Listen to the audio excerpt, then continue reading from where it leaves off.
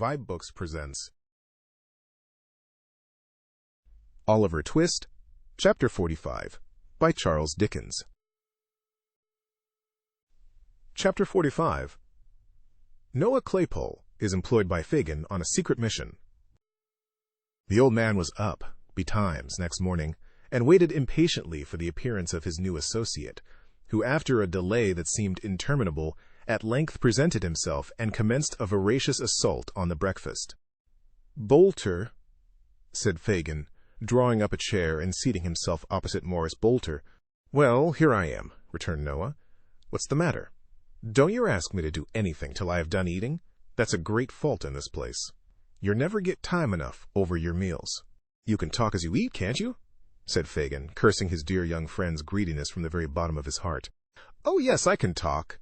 I get on better when I talk," said Noah, cutting a monstrous slice of bread. "Where's Charlotte?" "Out," said Fagin. "I sent her out this morning with the other young woman, because I wanted us to be alone." "Oh," said Noah, "I wish you'd ordered her to make some buttered toast first." "Well, talk away. You won't interrupt me." There seemed, indeed, no great fear of anything interrupting him, as he had evidently sat down with a determination to do a great deal of business. "You did well yesterday, my dear," said Fagin. "Beautiful! 6 shillings and 9 halfpenny on the very first day. The kinchin lay will be a fortune to you." "Don't you forget to add 3 pint pots and a milk can," said Mr. Bolter. "No, no, my dear. The pint pots were great strokes of genius, but the milk can was a perfect masterpiece." "Pretty well, I think, for a beginner," remarked Mr. Bolter complacently.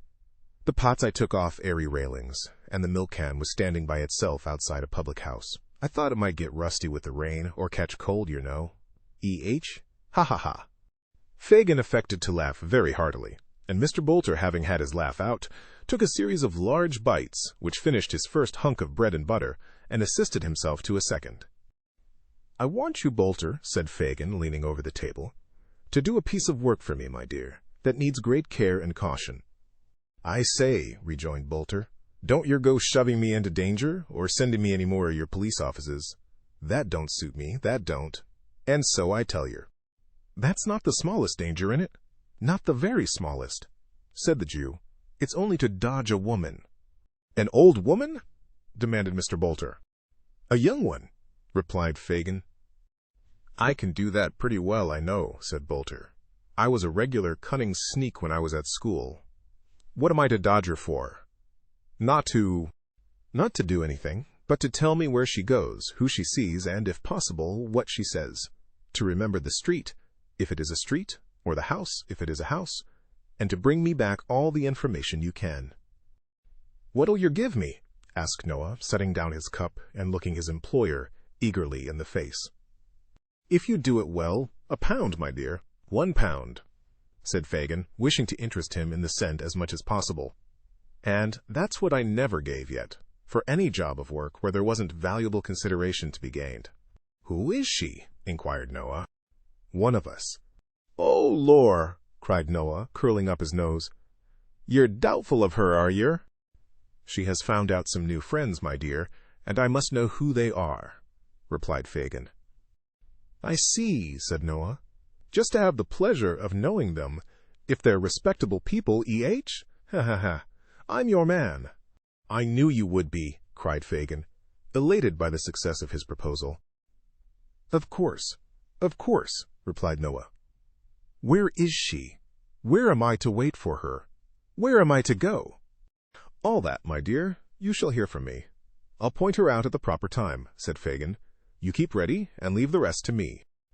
That night, and the next again, the spy sat booted and equipped in his carter's dress, ready to turn out at a word from Fagin. 6 nights passed, 6 long, weary nights, and on each, Fagin came home with a disappointed face, and briefly intimated that it was not yet time. On the 7th he returned earlier, and with an exultation he could not conceal. It was Sunday. "She goes abroad tonight," said Fagin, "and on the right errand, I'm sure, for she has been alone all day, and the man she is afraid of will not be back much before daybreak. Come with me, quick." Noah started up without saying a word, for the Jew was in a state of such intense excitement that it infected him. They left the house stealthily, and hurrying through a labyrinth of streets, arrived at length before a public house, which Noah recognized as the same in which he had slept on the night of his arrival in London. It was past 11 o'clock, and the door was closed. It opened softly on its hinges as Fagin gave a low whistle. They entered, without noise, and the door was closed behind them. Scarcely venturing to whisper, but substituting dumb show for words, Fagin, and the young Jew who had admitted them, pointed out the pane of glass to Noah, and signed to him to climb up and observe the person in the adjoining room. "Is that the woman?" he asked, scarcely above his breath. Fagin nodded yes. "I can't see her face well," whispered Noah. "She is looking down, and the candle is behind her." "Stay there," whispered Fagin.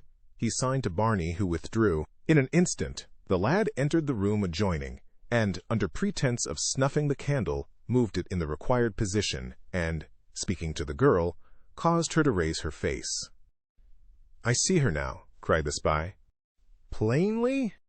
I should know her among 1,000. He hastily descended as the room door opened, and the girl came out. Fagin drew him behind a small partition which was curtained off, and they held their breaths as she passed within a few feet of their place of concealment, and emerged by the door at which they had entered. "Hist!" cried the lad who held the door. "Dow!" Noah exchanged a look with Fagin, and darted out. "To the left," whispered the lad. "Take the left hat, and keep OD the other side." He did so, and, by the light of the lamps, saw the girl's retreating figure, already at some distance before him. He advanced as near as he considered prudent, and kept on the opposite side of the street, the better to observe her motions. She looked nervously round, twice or thrice, and once stopped to let 2 men who were following close behind her pass on. She seemed to gather courage as she advanced, and to walk with a steadier and firmer step. The spy preserved the same relative distance between them, and followed, with his eye upon her. Thank you for tuning into vibeBooks. We hope you enjoyed this journey. Please consider liking, commenting, and subscribing to our channel. Check out our playlist, or explore vibeBooks for more classic stories. Until next time, happy listening.